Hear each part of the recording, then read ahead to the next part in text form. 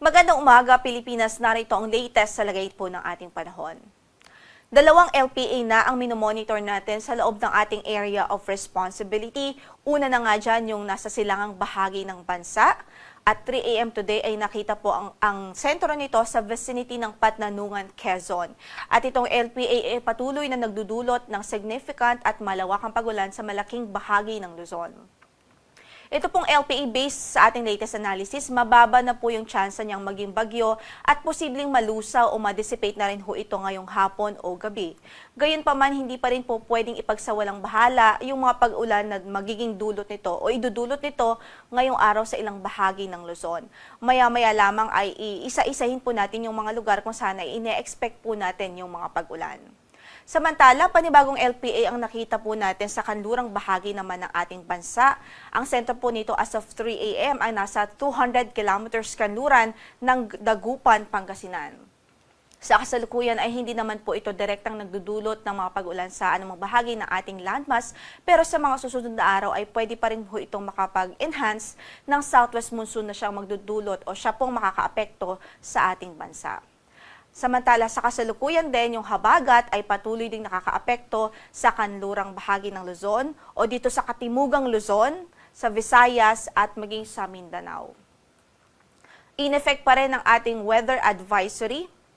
As of 5 a.m. today, in effect pa rin ang ating weather advisory sa ilang bahagi ng lalawigan ng Luzon, partikular na nga po sa Cagayan, Isabela, Aurora, Nueva Ecija at Quezon Province. So pwede pa rin ang 50 to 100 millimeters of rainfall dyan po sa mga na-mention nating lugar, dulot po ng low pressure area. So yung 50 to 100 millimeters of rainfall ay pwedeng magdulot po ng mga localized flooding.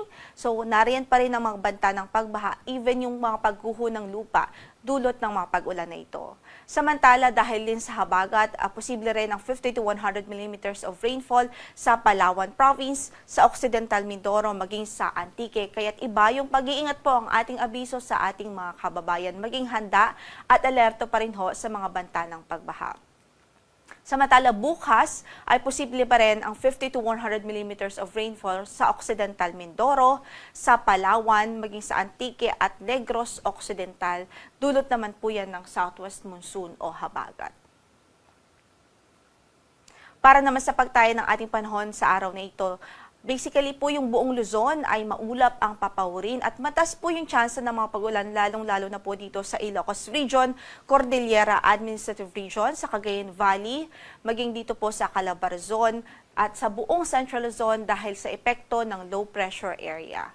Dito naman sa Metro Manila at natitirang bahagi pa nga ng Southern Luzon dito sa Calabarzon, sa Mimaropa, asahan din natin maulap ang papawirin at may tsansa din ho ng mga pagulan. Dito naman sa Metro Manila, ang mga pagulan ay posible po sa hapon, especially sa hapon.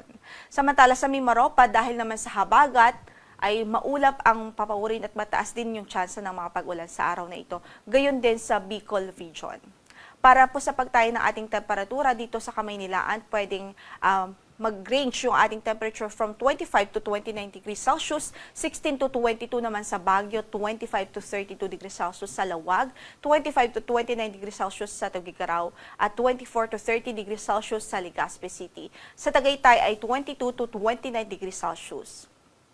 Samantala sa Visayas, asahan din natin ang mataas din ho na tsansa ng mga pag-ulan at maulap na papawirin dahil sa habagat o southwest monsoon. Gayon din sa Zamboanga Peninsula at sa Northern Mindanao. At ang nakikita po natin sa natitirang bahagi ng Mindanao ay improved weather, bahagyang maulap hanggang sa maulap lamang na papawirin at posible lamang yung mga localized thunderstorms, especially po sa hapon at gabi. Sa Tacloban, from 25 to 31 degrees Celsius ang inaasahang magiging agwat ng temperatura, 26 to 30 degrees Celsius sa Cebu, 24 to 30 degrees Celsius sa Iloilo, 25 to 30 naman sa Kalayaan Islands, at dito sa Puerto Princesa ay 24 to 30 degrees Celsius. Samantala sa Cagayan de Oro ay 23 to 31 degrees Celsius, 24 to 32 naman sa Davao at 23 to 29 degrees Celsius sa Zamboanga City. balikan lamang ho natin yung ating outlook po sa low pressure area o sa isa pang LPA na nasa kanlurang bahagi ho ng ating bansa. At nakikita nga po natin na meron po itong medium chance sa ngayon na mabuo bilang isang bagyo. Ibig sabihin, posible po itong maging bagyo after 24 hours pa. So patuloy po tayo mag-antabay sa magiging update ng Pag-asa ukol dito.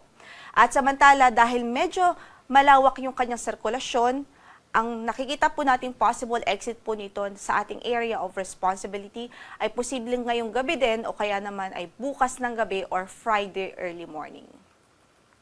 At para naman po sa lagay ng ating karagatan, wala naman po tayong gale warning ngayon sa anumang bahagi ng ating baybaying dagat. Moderate o katamtaman ang magiging pag-alon sa malaking bahagi ng Northern Luzon at sa kanlurang bahagi ng Luzon area at lalong-lalo na dito sa silangang bahagi ng Luzon landmass. Sa natitirang bahagi naman ng bansa, at natitirang bahagi pa ng ating archipelago ay banayad naman hanggang sa katamtaman ang magiging pag-alon ng kondisyon ng karagatan. Ang sunrise natin for today is 5:44 in the morning at lulubog ang araw mamaya sa ganap na alas 6:12 ng gabi. Yan ang latest mula dito sa Pag-asa. Ito po si Lori de la Cruz Galicia.